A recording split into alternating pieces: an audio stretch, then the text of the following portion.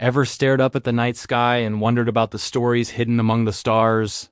Today, we're diving into one of the greatest tales ever told, a story of gods, monsters, and a hero whose courage literally shaped the constellations. Get ready for the epic saga of Perseus. It all begins with a terrifying prophecy. Acrisius, the king of Argos, was told by an oracle that he would be killed by his own grandson. Terrified, he did what any paranoid king would do. He locked his only daughter, Danae, in a bronze chamber, hoping to keep her from ever having a child. But you can't outsmart the gods. Zeus, the king of the gods himself, fell for Danae's beauty. He transformed into a shower of golden rain, seeped through the cracks of her prison. And from their union a son was born, Perseus. When King Acrisius discovered the baby, his fear turned to rage. He couldn't bring himself to directly harm his own flesh and blood that would anger the gods. So he came up with a cruel plan. He locked Danae and the infant Perseus inside a large wooden chest and cast them out to sea, leaving them to the mercy of the waves. It was a death sentence, or so he thought. But destiny had other plans. The chest washed ashore on the island of Seriphos, where a kind fisherman named Dictys found them and took them in. Perseus grew up on this island, strong and brave, under the watchful eye of his mother and their rescuer Dictys. However, the island was ruled by Dictys' brother, the greedy and cruel king Polydex. Polydex became obsessed with Danae and wanted her for himself, but the protective Perseus stood in his way. To get rid of the young hero, the king devised a wicked scheme. He pretended he was going to marry another woman and demanded that all his subjects bring him a gift of a horse. Perseus, being a poor fisherman's son, had no horse to give. He felt ashamed, but proudly declared he would bring the king any other gift he desired. This was the moment Polydex had been waiting for. With a smirk, he demanded the impossible, the head of the Gorgon, Medusa. This wasn't just a difficult quest. It was a suicide mission. Medusa was a monstrous creature with snakes for hair, and a gaze so terrifying it turned anyone who looked at her to stone. Polydex was certain he would never see Perseus again. But Perseus was no ordinary mortal. He was the son of Zeus, and the gods were watching. Realizing the danger he was in, Athena, the goddess of wisdom and warfare, and Hermes, the messenger god, decided to help their half-brother. They knew he couldn't face Medusa alone. They first guided him to the Graiae, 3 ancient sisters who shared a single eye and a single tooth between them. They were the only ones who knew the location of the nymphs of the north. Perseus, using his wit, snatched their eye as they passed it from one to another. Blind and desperate, the Graiae begged for their eye back. Perseus agreed, but only if they revealed the path to the nymphs. They reluctantly told him, and Perseus continued his journey. The nymphs were keepers of divine treasures. They gifted Perseus 3 essential items: a pair of winged sandals that allowed him to fly, a magical bag called a cabeces that could safely contain Medusa's head, and most importantly, the cap of invisibility, also known as Hades' helm. Hermes then gave Perseus an adamantine sickle, a sword so strong it could cut through anything. Athena provided the final piece of the puzzle, a highly polished bronze shield. She warned him, do not look at Medusa directly. Use this shield as a mirror to see her reflection, or you will turn to stone.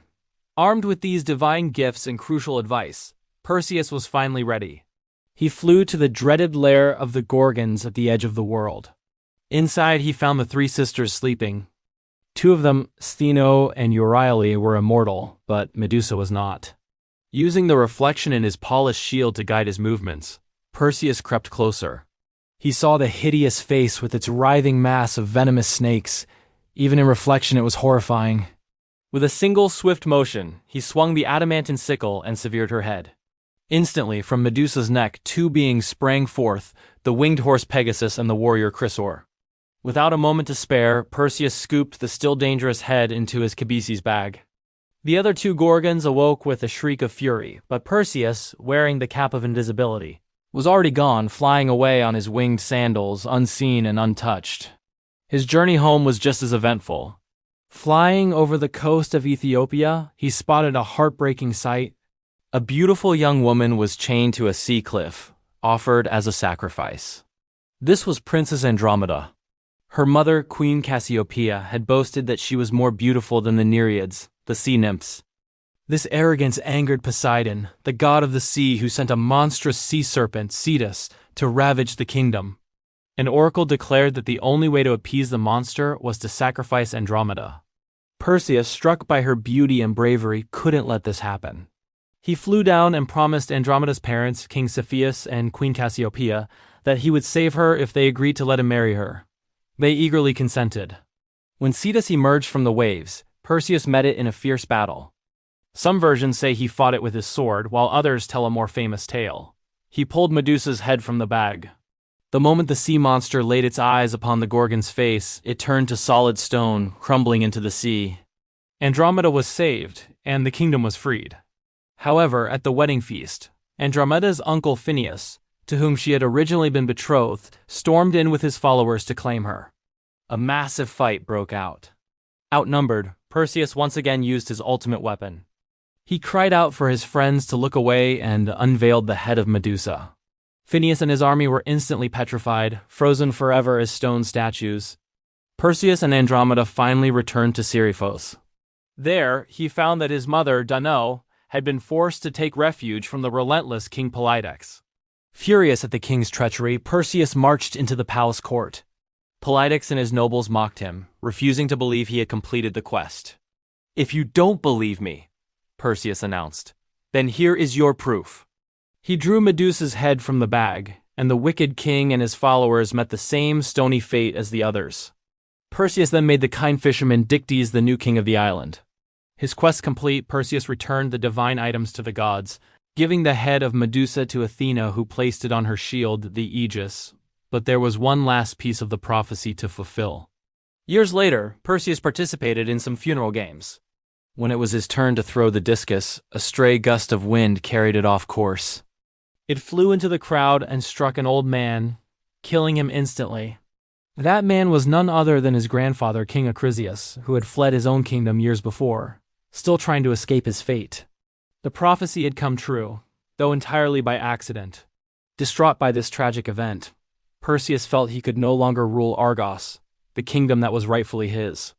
He traded kingdoms with a neighboring king and went on to found the great city of Mycenae, becoming the ancestor of a legendary line of heroes, including the greatest of them all, Heracles. The story of Perseus is more than just a myth. It's a testament to courage, destiny, and the idea that even in the face of impossible odds, a hero can rise. And, as a final honor, the gods placed him, his beloved Andromeda, her parents Sausyngeus and Cassiopeia, and even the monster Cetus, among the stars as constellations, so their epic story would be remembered for all time. Thank you so much for joining me on this mythological journey. If you enjoyed this story, please hit that like button, subscribe to the channel, and ring the bell so you don't miss our next dive into the legends of the past. Let me know in the comments which myth you want to explore next.